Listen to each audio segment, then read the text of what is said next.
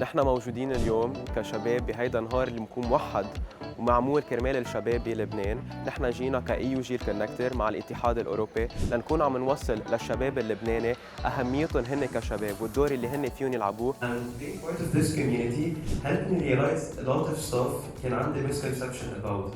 حسيت إنه I am being heard.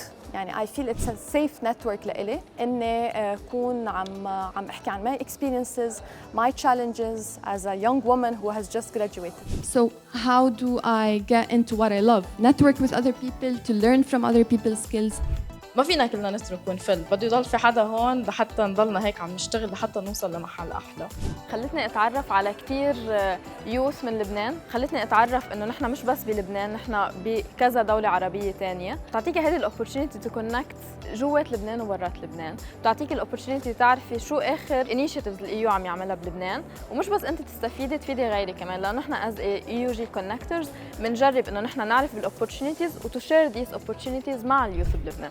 Everybody has the right to feel empowered. إيو جيل كونكتر ساعدني نكون عم بتعرف على سكيلز، خلاني اكون عم جدد الكرياتيفيتي اللي عندي اياها، وخلاني كيف عم بعرف استثمرها و to invest in it. It's always about your creativity. كيف انت you think about it and think مش على طول outside the box, think inside the box كمان لأن the solution might be there. يعني أنا لما أتعرف على شباب من الجزائر، من تونس، من مصر، we're sharing skills. خلتني أتعلم عن جد مثلا بالأردن شو عاملين، بتونس شو عاملين. هيدي الاكسبيرينسز اللي فيك انت تجيبيها من برا، اخر شيء نحن نولج نحن عم نربحها.